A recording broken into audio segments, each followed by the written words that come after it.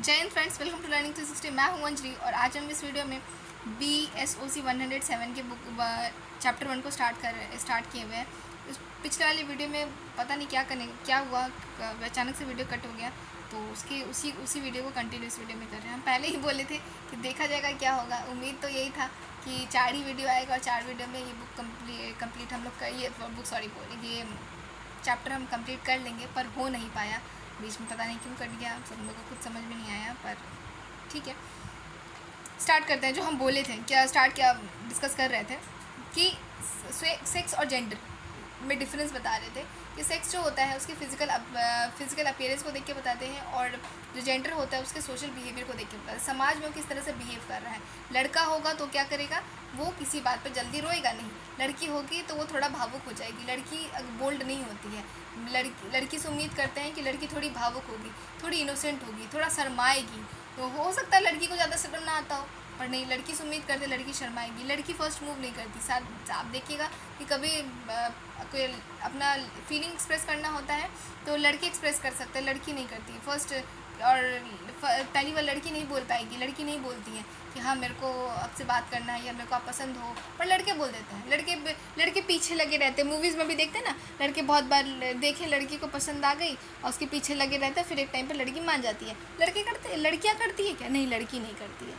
कौन बोलता है लड़की नहीं करती? क्यों? लड़की का मन नहीं करता। लड़की को कोई लड़का ना पसंद आता होगा, आ ही सकता है, पर नहीं। समाज बना के रखिए, नहीं आपको नहीं करना है ऐसे, आपको शर्माना है। आपको 10 बार लड़का बोलेगा कुछ भी तो आपको ना ही बोलना है। और फिर लड़की को सिखा देते हैं, लड़की जब ना बोले ना तो समझना हाँ ये है। ये सब बिहेवियर कौन सिखा रहा है?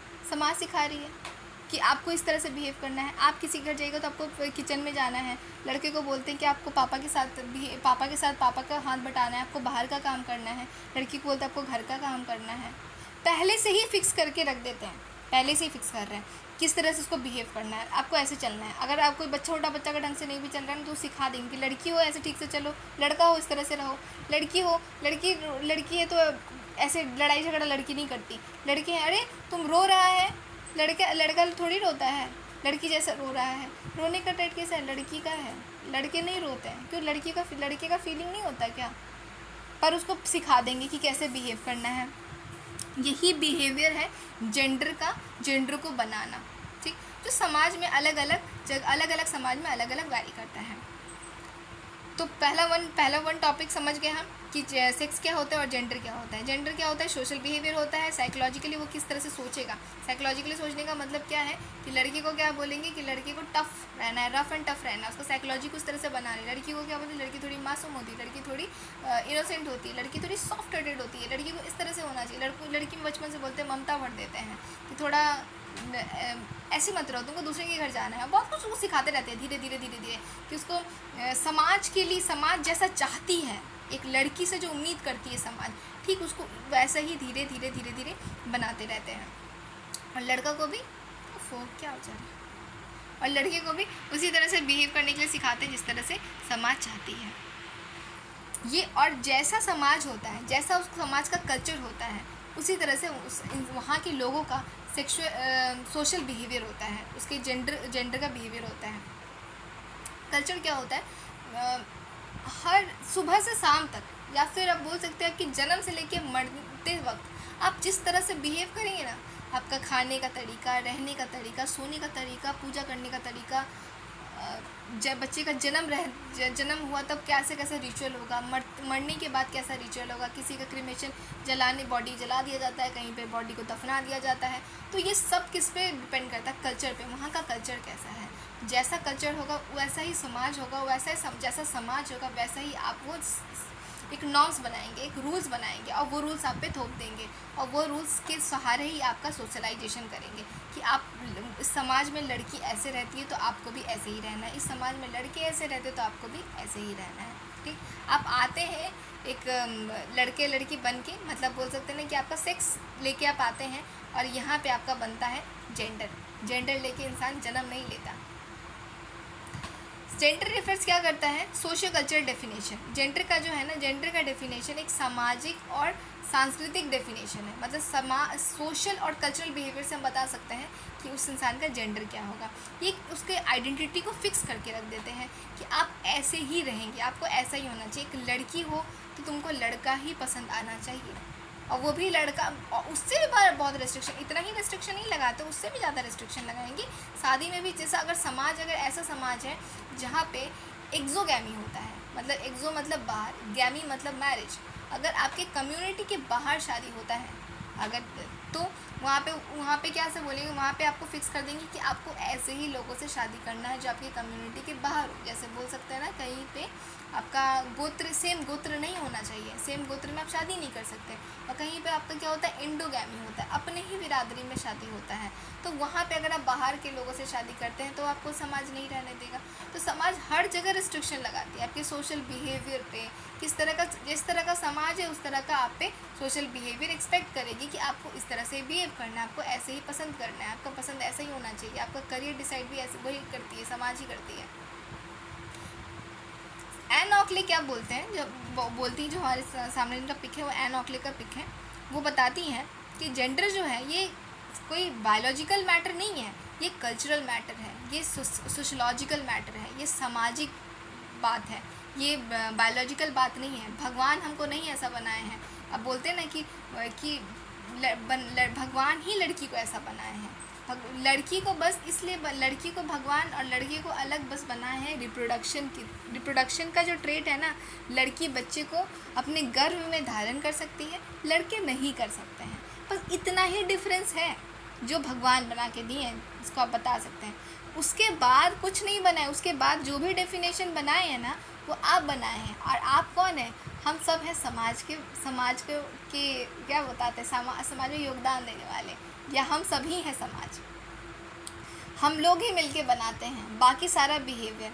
कि बोलते कुछ कहावत है ना कि माता कभी कुमाता नहीं होती, कि एक मदर को किस तरह से बिहेव करना चाहिए। मदर को एकदम सॉफ्ट हार्टेड होना चाहिए, अपना सारा ड्रीम को सेक्रीफाइस कर देना चाहिए। हम भूल जाते हैं कि वो मदर के पहले वो एक इंसान भी है। फादर थोड़ा करे तो चलता है, फादर रफ एंड टफ होते हैं, फादर उतने इमोशन से भरे नहीं होते, पर मदर इमोशन से भरी होती है। ज़रूरी नहीं है, एकदम ज़रूरी नहीं है। ये आप अपना थोप रहे हैं अपना आइडेंटिटी। हो सकता है मेजोरिटी में कि हाँ जनरली लड़की होती है, पर उसका सोशलाइजेशन उसको बचपन से ये सीखी रहती है। वो बचपन से हाँ थोड़ा सा कनेक्शन ज़्यादा होता है, क्योंकि ब्रेस्ट फीड कराना होता है, 9 महीने तक वो अपने अंदर रखती है बच्चे को, तो थोड़ा सा उसमें अटैचमेंट देखा जा सकता है, बायोलॉजिकली ये देखा जा सकता है। पर इसका मतलब ये बिल्कुल नहीं है कि मेल का रिस्पॉन्सिबिलिटी कम है, या फिर जो मेल होते हैं वो एकदम से रफ एंड टफ होते हैं, और जो फीमेल होती है वो एकदम से सॉफ्ट हार्टेड होती है, और उसको सॉफ्ट हार्टेड ही होना चाहिए। कई बार ऐसे भी हो सकता है कि जो एक मेल है, वो लड़के हैं, वो भावुक होकर रो रहे हो, और लड़की टफ़ हो। लड़की की टफ़ इन द सेंस, देखिए जो रोता नहीं इसका मतलब ये नहीं कि वो बहुत टफ़ है, हाँ वो थोड़े इमोशंस को कंट्रोल करके रख ले रहा है। और जो रो देता है इसका मतलब ये नहीं कि वो बहुत कमज़ोर है। तो ज़रूरी नहीं कि एक लड़का कभी नहीं रो सकता और लड़की हमेशा रो सकती है। ये हम उन पे प्रेशर देते हैं। ये इंसान पे डिपेंड करता है, ना ही कि उसके जेंडर पे डिपेंड करता है कि वो कैसा बिहेव करेगा। ये इंसान का एक अपना यूनिक आइडेंटिटी होता है, इंडिविजुअल पे डिपेंड करता है। हम बहुत लड़के को रोते हुए देखे हैं, वो फूट के रोते हुए देखे हैं। तो ऐसा कहीं नहीं होता कि लड़के नहीं रोते हैं। थर्ड नंबर पॉइंट हमारा हाँ सेकेंड नंबर पॉइंट छूट गया था ना। सेकेंड नंबर पॉइंट बताता है कि जो सोशल समाज ही डिफरेंस क्रिएट करती है मैन और वुमेन में, उसका सोशल बिहेवियर को बनाती है, ना ही कि वो उसका जो जन्म हुआ है वो कौन सा क्रोमोसोम्स लेके आया है, कौन सा उसका जेनिटल्स कैसा होगा, उसका रिप्रोडक्टिव कैरेक्टर कैसा होगा, इससे उसका जेंडर डिफाइन नहीं होता है। सेक्स जो होता है वो कांस्टेंट होता है, सेक्स आपका कांस्टेंट होता है, सेक्स आपके हर जगह फिक्स रहता है। एक लड़का लड़की का जेनिटल हर समाज में आपको एक ही दिखेगा। छोटा बच्चा, अफ्रीका का बच्चा भी आपको वैसा ही दिखेगा अगर लड़का है तो, और इंडिया का बच्चा भी वैसे ही दिखेगा। पर अफ्रीका का लड़का का बिहेवियर अलग होगा और इंडिया के लड़के का बिहेवियर अलग होगा, और कैसा होगा जैसा उसका समाज उसको बनाया है। ठीक, तो जो जेंडर सेक्स होता है वो कांस्टेंट होता है, और जो जेंडर होता है वो वैरी करता है समाज टू समाज, सोसाइटी टू सोसाइटी। जेंडर का कोई बायोलॉजिकल ऑरिजिन नहीं होता, जैसे कि हम आपको पहले भी बोले कि जेंडर जो होता है, ये कोई बच्चे का जेंडर जन्म से फिक्स नहीं होता है। जेंडर फिक्स क्या होता है, उसका सेक्स फिक्स रहता है, सेक्स उसका डिटरमाइन करके वो आता है कि छोटे बच्चे का सेक्स क्या होगा। जेंडर वो थ्रू आउट हिज और हर लाइफ वो सीखता है, और उसको सीखते सीखते वो धीरे धीरे इवॉल्व होता चला जाता है। उसके बाद हमारा चौथा 5th नंबर पॉइंट क्या बताता है कि जो सेक्स और जेंडर जो है ये नेचुरल नहीं है। इसका जो कनेक्शन है ना सेक्स का, जेंडर के साथ कोई कनेक्शन नहीं है। कि वही बताने का मतलब है कि अगर एक बच्चा है वो लड़का है, ठीक है, उसका सेक्स जो है वो लड़का है, तो इसका मतलब ये बिल्कुल नहीं है कि जो, और जेंडर क्या है, ये तो समाज का रूल्स है कि एक लड़के के लिए कुछ रूल्स बना के रखिए, लड़की के लिए कुछ रूल्स बना के रखिए। तो ये सारा रूल्स आप एक लड़के पे नहीं थोप सकते कि लड़के ना ऐसे ही होते हैं, ये तो नेचुरल है। बिल्कुल नहीं, बिल्कुल नेचुरल नहीं है कि लड़के देखिए, लड़के खाना किचन में कहाँ जाते हैं, लड़के खाना कहाँ अच्छा बनाते हैं, लड़कियाँ अच्छा खाना बनाती है। पर आप खुद देखिए संजीव कुमार, आप बड़े बड़े रेस्टोरेंट में जाइए ना, आपको लड़कियां कम लड़के ज़्यादा दिखेंगे रेस्टोरेंट में। कौन बोलता है कि किचन लड़की के लिए है? आप बताइए, किचन लड़की के लिए है तो रेस्टोरेंट में इतने बड़े बड़े जो मास्टर शेफ लोग क्या कर रहे हैं? तो कुछ धारणा यही है सोशलॉजिकल पर्सपेक्टिव, जहाँ आपका नज़र नहीं जाएगा, आप नज़र जाके भी आप उस तरह से सोच नहीं पा रहे हैं। सोशलॉजिस्ट उस तरह से सोच के आपको बता रहे हैं, और फिर एक जो सोशलॉजिस्ट होगा ना, सोशलॉजी का स्टूडेंट होगा ना, वो समाज को अलग डायमेंशन से देख पाएगा। जब आपका बुक कंप्लीट होगा ना, जब आप 3rd ईयर तक जाएंगे ना, और जैसे ही हम बुक्स पूरा कंप्लीट करेंगे ना, आपका सोच पूरी तरह से बदल चुका होगा, आपका नज़रिया बदल चुका होगा, आप समाज को एक अलग डायमेंशन से देख पाएंगे जो कि आप पहले नहीं देख पाते थे। आप सोचने पर मजबूर हो जाएंगे, जैसे आपका खुद का लैंग्वेज, आपका खुद का सोच बदलेगा। और यही पर्पस है, हम लोग को क्यों पढ़ाया जा रहा है, क्या लगता है हम लोग को क्यों पढ़ाया जा रहा है? इसलिए कि हम लोग मार्क्स लेके आए, ग्रेजुएट होकर फिर किसी फॉर्म में भर सके कि हाँ हम ग्रेजुएट हैं। बिल्कुल नहीं, बिल्कुल नहीं, इसलिए नहीं पढ़ाया जा रहा है। इसलिए तो आपको पूरा आज़ादी दिया जाता है कि आप कुछ भी सब्जेक्ट चूज़ कर सकते हैं अपने मर्ज़ी से। 12th तक जो हम पढ़े होते हैं ना, और ग्रेजुएशन में जो पढ़ते हैं ना, उसमें ज़मीन आसमान का अंतर होता है। ये आपके पर्सनैलिटी को चेंज करता है। स्कूल टाइम में जो पढ़े, मेरे को तो याद नहीं है क्या ही पढ़े स्कूल टाइम में, हम अच्छे स्टूडेंट बिल्कुल नहीं थे। बैक बेंचर से भी अगर कुछ बैक होता है तो वो थे, तो बिल्कुल नहीं थे अच्छे स्टूडेंट हम तो उतना नहीं सीखे अपने स्कूल टाइम में। हम खुद से पढ़ के जो सीखे हैं, और बहुत प्रॉब्लम सफ़र किए हैं स्कूल टाइम में। टीचर्स से इंटरेक्शन में को दिक्कत आता था। तो जो भी है स्कूल टाइम अक्सर बच्चों के साथ होता है। फर्स्ट बेंचर बस कुछ ही 4-5 बच्चे ही होते हैं, बाकी तो पीछे वाले ही होते हैं, और हम तो वहाँ पीछे वाले थे। तो बात यही आ जाता है कि पर जो पढ़ाई जो यूनिवर्सिटी में होता है ना, मतलब कॉलेज में होता है, वो पढ़ाई आपके स्कूल के साथ कोई कंपेयर नहीं करता है। अलग ही डायमेंशंस आप सीखते हैं, आपका पर्सनैलिटी बदलता है। पर हम इंग्लिश के स्टूडेंट हैं, पर हमारे पास तो नहीं है कि हम टीचर से इंटरेक्ट करें। इसीलिए हम आपके लिए तो हैं, हम तो आपको समझा रहे हैं, पढ़ा रहे हैं कि आपका सोच बदले। और हम जो भी बुक स्टार्ट कर रहे हैं ना, मेरा हमेशा पर्पस ये रहता है कि वो बुक से बच्चा मार्क्स लाए तो लाए, साथ में उसका सोच भी बदले, वो कुछ सीखे, उसके पर्सनैलिटी में चेंजेस आए। नहीं तो ना सर्टिफिकेट ना बस एक कागज़ बन के रह जाता है। फिर उसके बाद हम टॉपिक पे वापस आते हैं, बहुत ज्ञान दिए। हाँ, नो वन, कोई पहले भी हम बताए थे कि कोई मैन और विमेन बन के जन्म नहीं लेता। मैन और विमेन वो समाज में आके बनता है। ये समाज का एक प्रोसेस है, ये बनाता है समाज। ये आपको हम एग्जांपल से समझाएंगे आगे। आप सोच रहे होंगे कि ये बात पूरी तरह से सही नहीं लग रहा है, क्योंकि हम खुद फील करते हैं, हम एक लड़का होके या फिर कुछ लड़की होके हम खुद फील करते हैं। ये फील आप इसलिए कर रहे हैं, ज़्यादा चांसेस हम देखिए, हम फिक्स नहीं कर रहे हैं कि लड़की को डॉल पसंद ही नहीं होगी। सच पता है, मेरे को डॉल पसंद थी, तो ये नहीं बता रहे कि लड़की को डॉल पसंद ही नहीं होगी, ये नहीं बताना चाह रहे। बताना ये चाह रहा है कि आप फिक्स मत हो जाइए कि लड़की है तो उसको डॉल ही पसंद आएगी। ये जब आप फिक्स कर देते तो आप स्टीरियोटाइप बन जाते हैं। ये बताना चाह रहे हैं कि आप फिक्स मत कर दीजिए। हो सकता है इंडिविजुअल पर डिपेंड कर सकता है कि उसको डॉल पसंद आ सकता है, नहीं भी आ सकता है। हो सकता है उसका आर्मी में जाने का इंटरेस्ट हो, बीइंग अ गर्ल, वो लड़की हो के भी वो पायलट बनना चाहती हो सकता है। हम हेवी ड्राइवर का बात नहीं कर रहे हैं। वो पता नहीं, हमको समझ नहीं आता है कि लड़की के लिए ऐसा इतना वीडियो वायरल क्यों हो जाता है। लड़कियां ऐसे, हम लिटरली नहीं समझ में आता। पर लड़कियां अब आप सोच रहे हैं कि लड़कियां हेवी ड्राइवर में इतना गंदा बाइक चलाती है, स्कूटी चलाती है, फेमस है, लड़की को गाड़ी चलाते हुए देख के लगता है, तो व्हाट अबाउट अवनी चतुर्वेदी? सोच के देखिए, इंडियन एयरफोर्स में वो फाइटर जेट चलाती हैं, लोको पायलट्स में कितनी सारी वुमेन हैं। क्या सच में लड़कियां ऐसी हेवी ड्राइवर हैं? उस वीडियो वायरल को छोड़ दीजिए, यूट्यूब का ज्ञान ही मत रखिए यहाँ पर।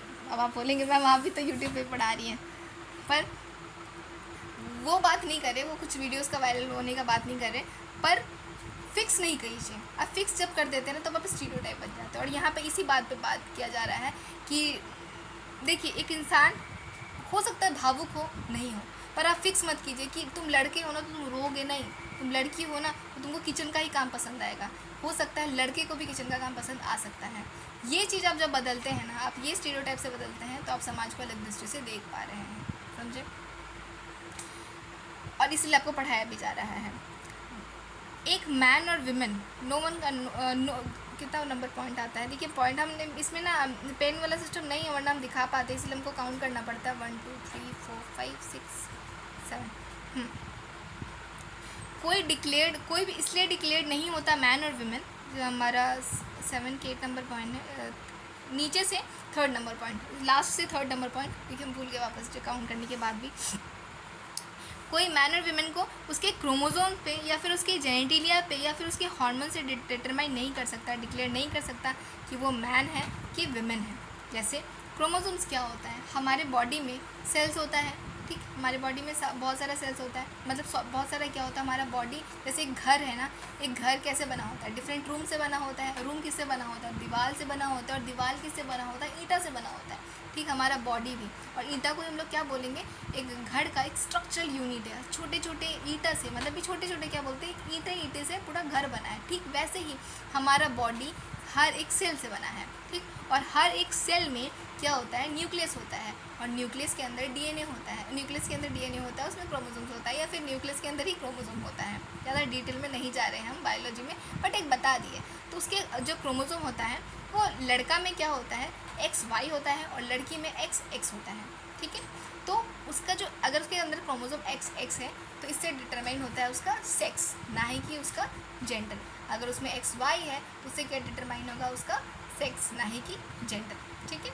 उसके बाद होता है जेनेटिलिया। जेनेटिलिया क्या होता है, genital part, reproductive part. Reproductive part जैसे लड़कों का क्या होता है, पेनिस होता है, टेस्टिस होता है। लड़की का क्या होता है, वेजाइना होता है। ये इसका क्या है, जेनिटल पार्ट है।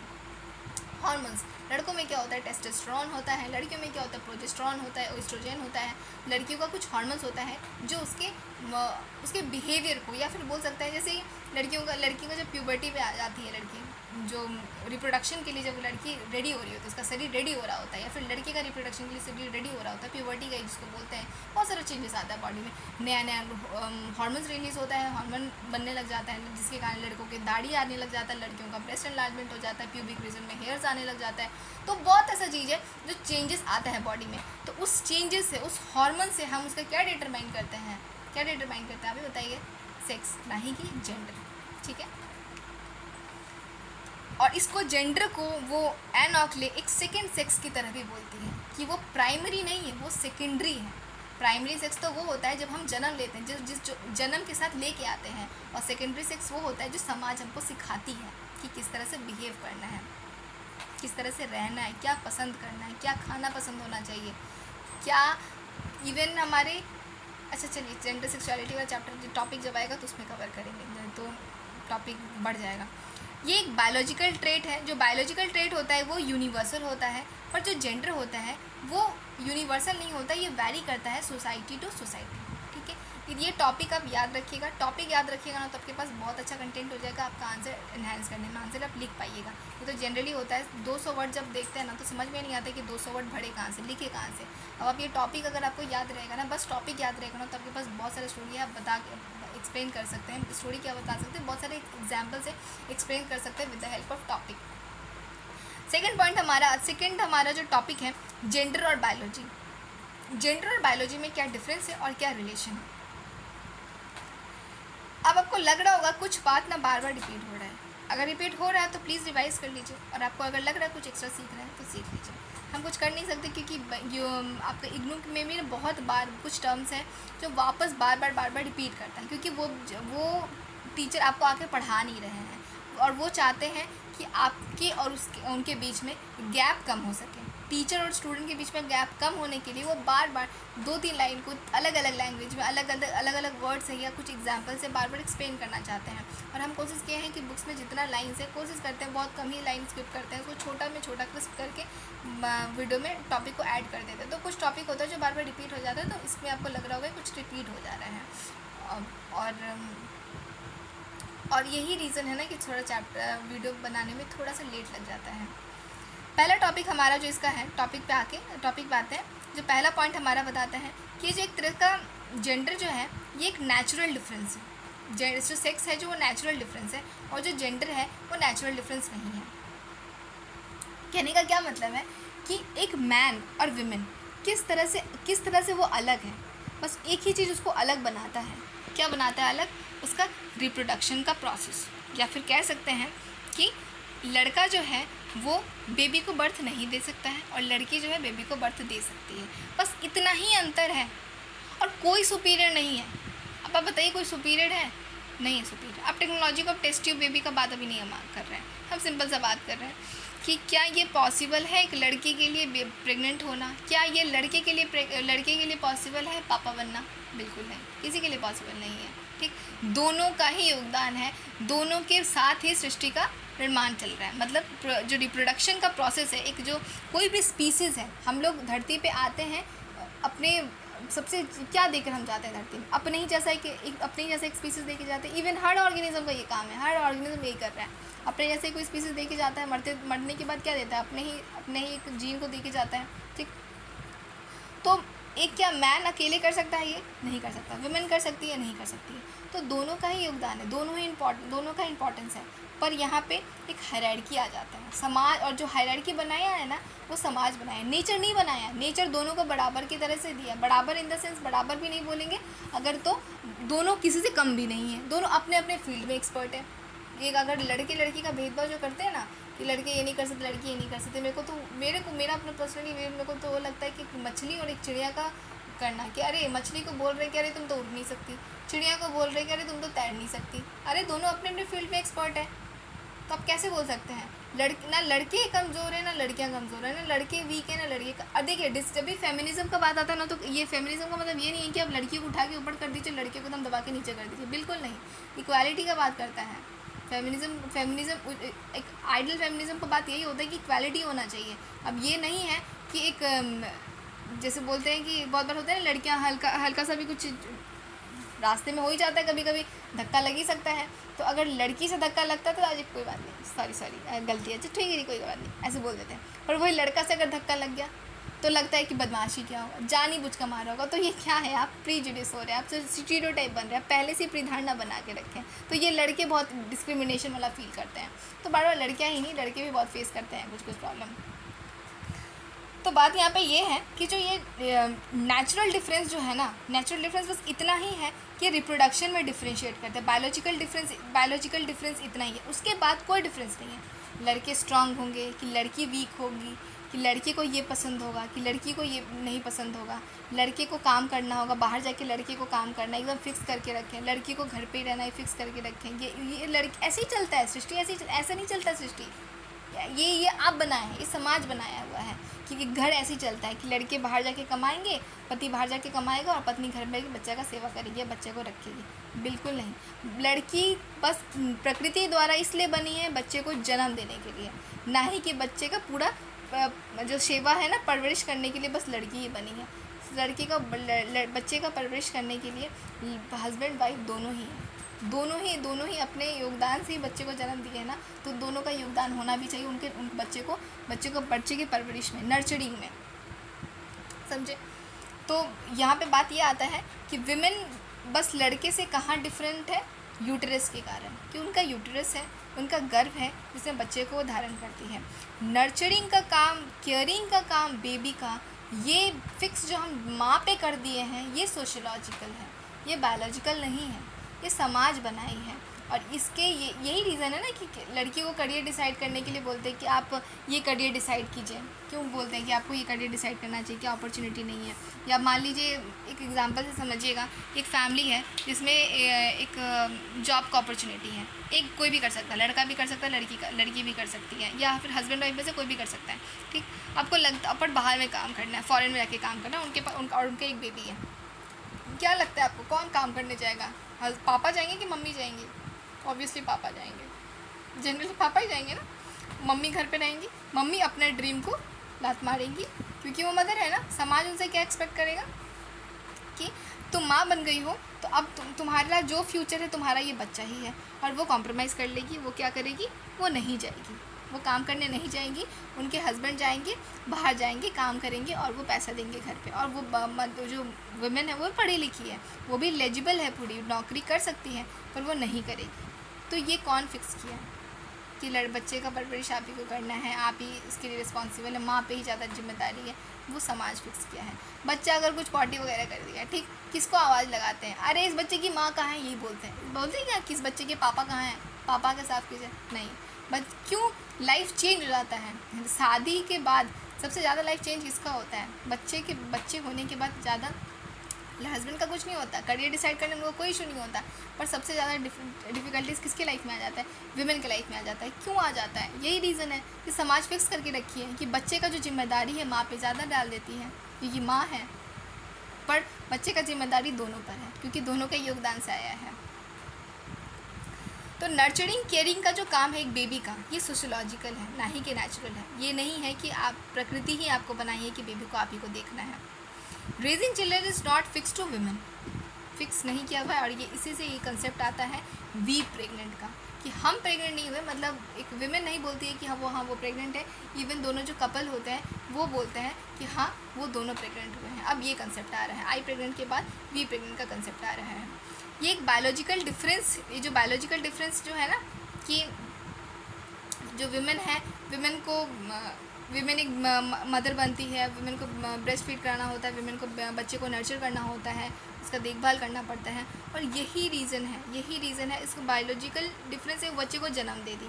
पर उसके बाद का जो प्रोसेस है, जो समाज उस पर लेके आ गई है ना कि हाँ उसको नर्चर भी उसी को करना है, उसका देखभाल उसी को करना है। और यही रीज़न है कि विमेन को वो इन्फीरियर स्टेटस दे देती है, जिसके कारण ना विमेन को इन्फीरियर समझा जाता है। विमेन को ऑपरेशन करने में सुविधा होता है, ऑपरेस करने में, मतलब ऑपरेशन का मतलब है दबाने में सुविधा होता है। बहुत बार होता है कि अगर कोई विमेन है, अगर वो जॉब करना चाहती है, अब सेल्फ डिपेंडेंट बनना चाहती है, तो क्या बोलते हैं, लड़का सोचता है कि ठीक हम लोग बेबी कर लेते हैं, फैमिली प्लानिंग करते हैं कि बेबी हो जाएगा तो खुद ही ये इंडल्ज हो जाएगी, बच्चे में ही फंस जाएगी। पर हम लोग ये कभी नहीं ये सिचुएशन बहुत कम ही आ सकता है कि एक विमेन सोचे कि बेबी कर लेते हैं तो हस्बैंड बहुत इंडल्ज हो जाएंगे, हस्बैंड उसी बच्चे में फंसे रह जाएंगे, बच्चे को देखभाल करने में। बिल्कुल नहीं, बच्चे को देखभाल करने का सिस्टम पूरा किस पे हम लोग थोप के रखे हुए, मदर पे थोप के रखे हुए। बायोलॉजिकल डिफरेंस, हाँ, उसके बाद 8 नंबर पॉइंट क्या आता है, ये जो बायोलॉजिकल डिटर्मिनिज्म का जो कंसेप्ट है ना कि एक मदर ही करेगी, मदर ही नर्चर करेगी, इसका कोई साइंटिफिक प्रूफ नहीं है कि मदर के अंदर ही वो फीलिंग आता है, ये मदर का ही ये रिस्पॉन्सिबिलिटी है। मदर का बस एक ही रिस्पॉन्सिबिलिटी था, बच्चे को जन्म देना और ब्रेस्ट फीड कराना, उसको फीड कराना, उसके बाद का नहीं है। उसके बाद का अगर जो उसके बाद का नहीं है, मतलब उसके बाद का उन्हीं पे फिक्स नहीं है, जो भी है दोनों पे है, दोनों कपल पे है, जो उनके पेरेंट्स हैं दोनों पेरेंट्स पे हैं। ह्यूमन का धीरे धीरे जैसे जैसे इंटरवेंशन पर होता है ना, तो वैसे ही उसका इन्वायरमेंट, जैसे बोलते हैं ना कि एक मतलब हस्बैंड है, हस्बैंड को गुस्सा आया, ठीक है, हस्बैंड अब बोलते हैं कि एक लड़का ना थोड़ा आउटरेज होता है, थोड़ा सा वायलेंट होता है, थोड़ा सा अग्रेसिव होता है। लड़की कैसी होती है, थोड़ी सॉफ्ट होती है, थोड़ा बात सह लेती है। बचपन से लड़कियों को सिखाया जाता है थोड़ा सहना सीखो, तुमको दूसरे के घर जाना है, थोड़ा बर्दाश्त करो, थोड़ा इतने वायलेंट मत रहा करो। पर लड़की का वायलेंस ठीक है, लड़के का वायलेंस चलता है, बेटा का वायलेंस चलता है, बेटी का वायलेंस को दबा दिया जाता है। बेटी ऐसे लगता है लो हैंगिंग फ्रूट है, मतलब अगर आप देखिएगा कि अगर लड़का बड़ा हुआ लड़की बड़ी हुई, ठीक है, अगर